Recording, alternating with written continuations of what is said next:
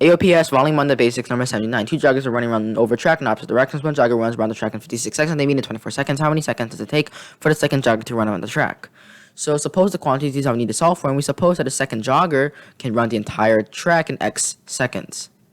So we can utilize the information that we're given with to solve X. We're told that the one jogger runs around the track in 56 seconds and they meet in 24 seconds. So what does this mean? This must mean that the second jogger's rate of speed and the time for which he takes to travel a certain distance must be proportional to the first jogger.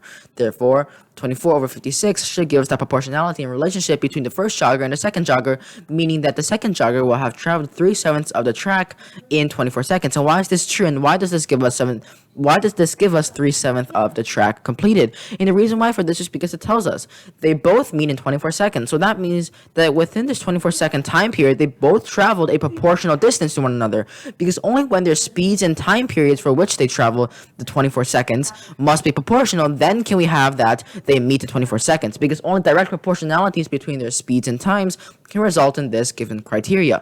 So he traveled, the second jogger, 3/7 of the track in the 24 seconds, where both of them meet up with one another. And with 3/7 of the track completed in under 24 seconds, we want to calculate how many seconds does it take for the second jogger to run around the entire track. So how much of the track is left after he travels 3/7 of the track? Well, that's just simply 4/7 if you subtract 1 with 3/7. So he has to travel 4/7 of this track in the same velocity for which he took to travel his 3/7 of the racetrack. Remember, d is equal to v times t.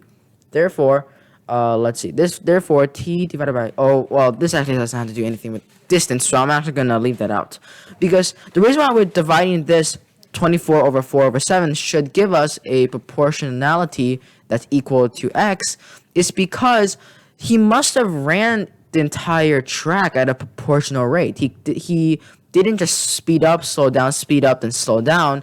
It wasn't a disproportional rate for which he traveled the thing. So the time for which he took to travel this distance of 4/7 of meters, which is the distance that he last left, must be directly proportional to the time for which he took to travel 3/7 of the track. Therefore, x will be equal to 24 times 7 over 4, which is the same thing as 42, meaning that he has to take 42 seconds in total to travel this entire racetrack. The solution to our question.